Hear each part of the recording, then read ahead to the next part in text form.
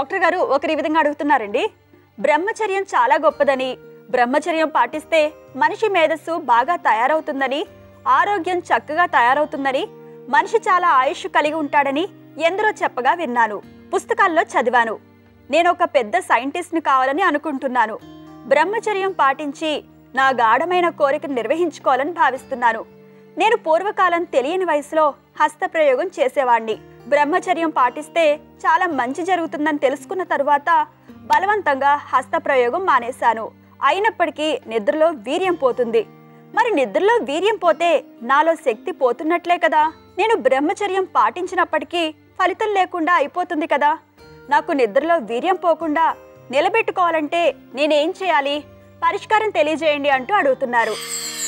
బ్రహ్మచర్యానికి ఆపాదించిన గొప్పతనాలన్నీ అర్థం లేనివి. బ్రహ్మచర్యం పాటించడం వల్ల ఒరిగేది ఏమీ లేదు. బ్రహ్మచర్యం పాటించడం వల్ల వీర్యం ఏదో ముఖాన్ని బట్టి, మేధస్సు బట్టి తెలివితేటలు పెరిగి, కాన్సన్ట్రేషన్ పెరిగి, మంచి తేజస్సు వస్తుంది, మేధస్సు వస్తుంది, తెలివితేటలు వస్తాయి, జ్ఞాపశక్తి బాగుంటుంది, మనిషి చాలా గొప్పగా మాడతాడు, మహామనిషి అయిపోతాడు అని చెప్పి ఒట్టి మాటలు. బ్రహ్మచర్యం పాటించినా, వీర్యం పోకుండా బిగించి లంగోటి కట్టినా, నిద్రలో పోకుండా కట్టేసినా ఏమీ జరగదు. వీర్యం ఏమి మాత్రం విలువైంది కాదు. బ్రహ్మచర్యానికి అర్థం పర్థం లేని ఆపాదించారు అంతే. బ్రహ్మచర్యం అనేది బహుశా వాళ్ళ దృష్టిలో ఆ రోజుల్లో, మరి కొంతమంది అయితే వాళ్ళ బ్రహ్మచర్యం వాళ్ళ దృష్టిలో ఏంటంటే బ్రహ్మచర్యం పాటిస్తే మనసు అంతా అటువంటి కాకుండా ఏది ఇంకో దాని మీద ఇంకో విషయం మీద కాన్సన్ట్రేట్ చేస్తారు.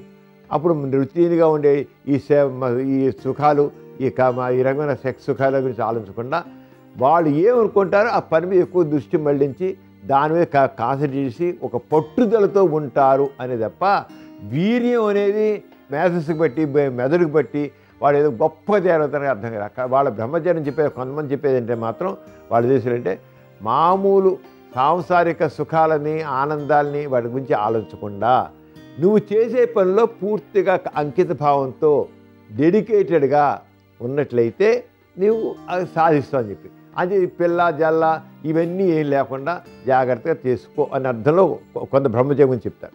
అంతేగాని వీర్యం పోకుండా కాపాడుకోవడం వల్ల మురిగేదేమీ లేదు. ఎందుకంటే యుక్త వయసు వచ్చే నుంచి వీర్యం తయారవుతూనే ఉంటుంది. ఆ తయారైన వీర్యం ఏదో రకంగా బయటకు పోవాల్సిందే. అది లోపల ఉండేది కాదు.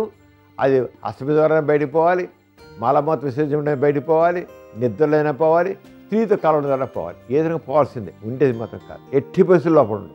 అది ఉండి ఏ రకంగా కూడా అది ఏ రకంగా లాభం చేకూర్చేది లేదు. అంటే బ్రహ్మచర్యం గురించి వీర్యాన్ని కాపాడుకుంటే కలిగే లాభం గురించి చెప్పేది మాత్రం అర్థం లేనిది.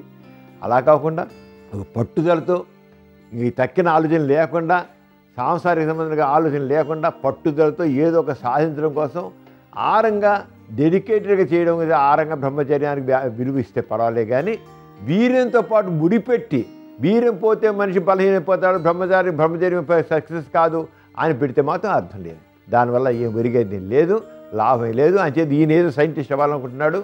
ఆయన కాళ్ళసమే తీసుకోనండి, నిద్రలో పోనివ్వండి, కాళ్ళపై పెళ్లి చేసుకోనండి. కానీ ఆయన ఏ సైంటిస్ట్ దాని మీద డెడికేటెడ్గా ఆ పని చేసుకొని చేస్తే తప్పకుండా అవుతాయి. ఎందుకోడు మనిషికి కావాల్సిన, మనిషికి ఒక లక్ష్యం ఉండి ఆ లక్ష్యాన్ని సాధించాలంత కృషి చేస్తే లక్ష్యంలో తప్పకుండా సాధిస్తాడు. అక్కడ వీర్యం పోవడంలో కాదు, ఆయన పెట్టిన లక్ష్యము, దాన్ని చేసినట్టు కృషి, దాని ఫలితం వస్తుంది. చూసారు కదండి ఇవాల్టి సుఖజీవనం కార్యక్రమం. మీకు కూడా లైంగిక సమస్యలు కానీ సంతానం లేని సమస్యలు ఏమైనా ఉంటే మీ సమస్యలను వాట్సాప్ ద్వారా పంపొచ్చు. 8008532087 అనే నెంబర్కి వాట్సాప్ చేయండి.